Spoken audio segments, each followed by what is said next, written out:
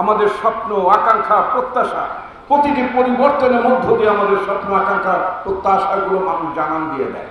কিন্তু অত্যন্ত দুর্ভাগ্যের বিষয় হচ্ছে আমাদের জনগণের সে স্বপ্ন প্রত্যাশা আকাঙ্ক্ষাগুলোকে আমরা যারা নেতৃত্বে রাজনৈতিক কাঠামোর মধ্যে যারা থাকি তারা সেটাকে পদদলিত করে ফেলে। মানুষের স্বপ্ন আকাঙ্ক্ষা আসলে বাস্তবায়িত হয় না। মুক্তিযুদ্ধের চেতনা বলতে বলতে বিগত সরকারটি এমন ভাবে ফেলিয়ে তুলেছিল।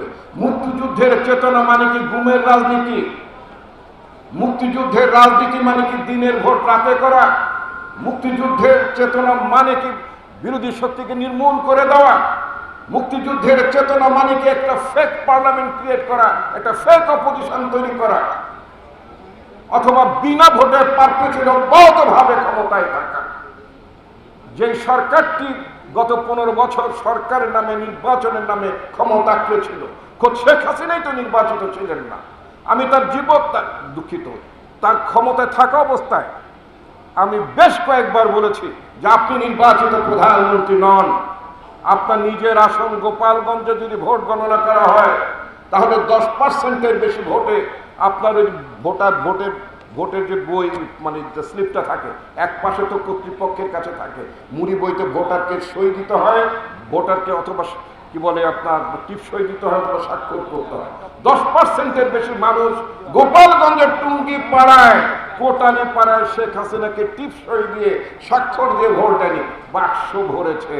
উনি বাক্স ভরা প্রধানমন্ত্রী ছিলেন, উনি জনগণের ভোটে নির্বাচিত প্রধানমন্ত্রী ছিলেন না। এই কথা ওনার ক্ষমতায় থাকা অবস্থায় আমি আসাদুজ্জামান রিপন বহুবার বলেছি।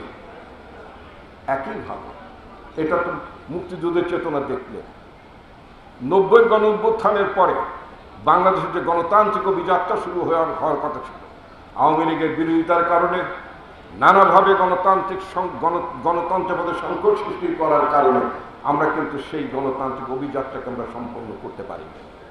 আমাদের হোঁচট খেতে হয়েছে। 24-এর যে গণ অভ্যুত্থান হলো, আকাশচুম্বী মানুষের আকাঙ্ক্ষা, বাংলাদেশকে তারা আর কোনো স্বৈরাচারের কাছে ছেড়ে দিতে চায় না।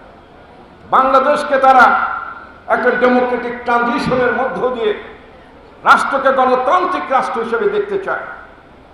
কিন্তু গত 1 বছর বেশি সময় ধরে যে ঘটনাগুলো ঘটছে সংস্কারের নামে যা হচ্ছে, এগুলি কি শুধু সংস্কার? আর তো অনেক কিছু সংস্কার হতে পারতো, মৌলিক সংস্কার অনেক কিছু হতে পারতো, সেই বিষয়গুলো কিন্তু আলোচিত হয়নি।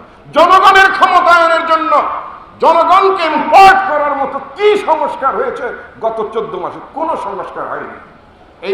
এই সংস্কারের মধ্যে কি কোনো প্রস্তাব ছিল যে জনগণের ভোটে যারা পার্লামেন্টে নির্বাচিত হবেন তারা যদি জনগণের বিপক্ষে অবস্থান গ্রহণ করেন তাদেরকে পুল আউট করা যাবে, তাদেরকে ফেরত আনা যাবে, তাদেরকে টেনে নামানো যাবে? ওই রাজপথ ছাড়া তো আরো বিধি ব্যবস্থা উন্নত দেশগুলোতে আছে, ব্রিটেনে আছে, মার্কিন যুক্তরাষ্ট্র আছে। সেই সংস্কারটা তো হতে পারত, সেই সংস্কারগুলো হয়নি। নির্বাচন ব্যবস্থায় সংস্কার হতে পারত, দলগুলোতে প্রাইমারি হতে পারত। কারণ বাংলাদেশের নির্বাচনে যখন মনোনয়ন প্রশ্ন আসে একটি দলে একাধিক প্রার্থী থাকে, স্বাভাবিক থাকে। গত 18 সালে আমরা 3জনকে আমরা অর্থাৎ মনোনয়নের স্লিপ দিয়েছিলাম। যদি একজনকে মনোনয়ন দেওয়া হয় আর বাকি 2জন গোসা করে থাকে। আমরা আওয়ামী লীগের আমলে দেখেছি রাস্তাঘাট তারা অবরোধ করে, গাছ কেটে রাস্তাঘাট অবরোধ। আপনার দল আপনাকে মনোনয়ন দেন, আপনি জনগণের ভোগান্তি করেন কেন? আপনি কেন সেখানে হরতাল ডাকেন, বিক্ষোভ করেন? অর্থাৎ এখানেও একটা সংস্কার হতে পারত। আমেরিকা যুক্তরাষ্ট্রের মতো সেখানে প্রাইমারি ইলেকশন হতে পারত, অনেক কিছু মৌলিক সংস্কার হতে পারত, রাজনীতিটা সুন্দর হতে পারত, নির্বাচন ব্যবস্থা সুন্দর হতে পারত, একটা জবাবদিহিমূলক রাষ্ট্র হতে পারত, একটা গণতান্ত্রিক ব্যবস্থা টেকসই হতে পারত। একটা অভ্যুত্থান মানে তো শুধুমাত্র 300 মানুষ একবার পার্লামেন্ট থেকে আউট হয়ে যাবে, আবার নতুন করে 300 মানুষ পার্লামেন্টে আসবেন, অথবা 40 জন মন্ত্রীর জায়গায় আরো নতুন 40 জন মন্ত্রী হবেন। এটাই শুধুমাত্র পরিবর্তন নয়।